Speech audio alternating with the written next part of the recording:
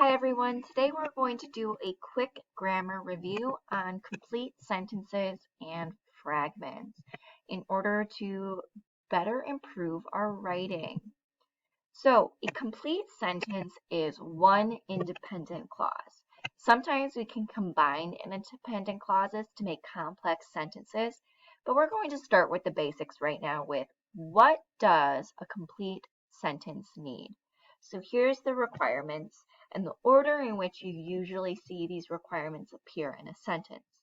Usually one of the first things we see in a sentence is the subject, which is the person, place, or thing. Sometimes it's an idea that does the action, which leads us to the second thing we usually see, the verb. This is the main action of the sentence, the thing the subject does. And lastly, we need to make sure this makes a complete thought. Sometimes we have a subject and a verb, but it can't stand on its own. So we need to make sure the sentence makes sense when it stands on its own. So your sentence might need additional details in order to make a complete thought. So here are some examples. 1. Sally ran. Pretty simple, right? We have a subject and we have a verb. And this technically makes a complete thought. Sally ran. We know what Sally did. We could add Sally ran to the store or Sally ran slowly. Those are all additional details we could add, but it is complete on its own still. The second example is my neighbor lent me his PlayStation. My neighbor is the subject. He is the one doing the lending. The lending is the verb. However, my neighbor lent me doesn't really make a complete thought. What did my neighbor lend me? So my neighbor lent me his PlayStation. That completes the thought and makes a complete sentence or one independent clause. So, what does this mean for fragments? Fragments are incomplete sentences and thoughts, so they cannot stand on their own. So they may be missing one or more of the three requirements. And again, those requirements are subject, verb, and making a complete thought. So let's take a look at some examples. 1. Running through the forest. So we seem to have a verb, right? Running. And we have some details about running where, but we don't know who is running. Running through the forest cannot stand on its own because it's missing a subject and thus a complete thought. So how do we change this? We need to add a subject and complete the thought. So I would correct this by saying Jasmine was running through the forest. So we added the subject Jasmine. We also added the word was to make it a complete thought. 2. I gave him. We have a subject, I. We have a verb, gave. But we don't seem to have a complete thought. What did we give him? So to correct this sentence, we would add some details to complete the thought. I gave him my pencil for the test. Now we have a complete thought. Here's one more example.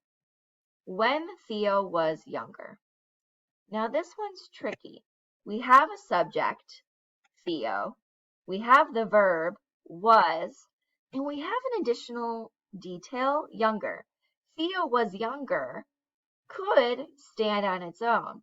However, because the word when is in the beginning of this thought, it can no longer stand on its own.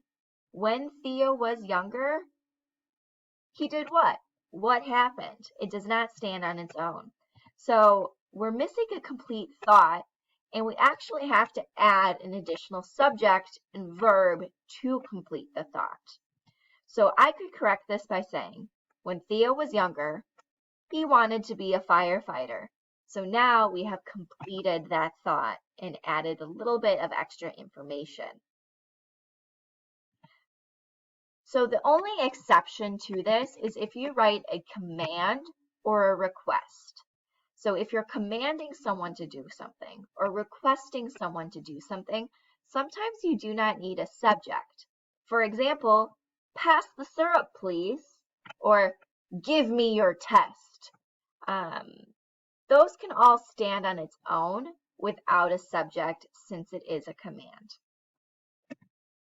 So as a review here, make sure you recognize complete thoughts. Those are the most important parts of your sentence. Complete thoughts express a full idea. Incomplete thoughts can attach to a complete thought to form a sentence. So if you ever have an incomplete thought, take a look at the part that comes before it or after it to see if you can add and make a complete sentence. For example, my neighbor lent me his PlayStation. That's a complete thought. However, because I helped him mow the lawn is not a complete thought. But you can combine those two things together to still make a complete sentence. My neighbor lent me his PlayStation because I helped him mow the lawn. If you're struggling to tell if something's a complete or incomplete thought, try reading it out loud. Does the statement feel finished?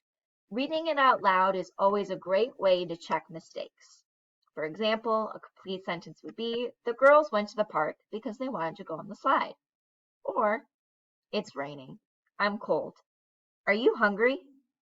Incomplete thoughts would be jumping up and down, spinning in circles. Or, on the radio with a loud voice. So again, to correct fragments or incomplete thoughts, you may need to add additional information or combine the incomplete thought with the sentence that comes before it or after it in your writing. So go forth and make complete sentences and make sure you do not have fragments in your writing.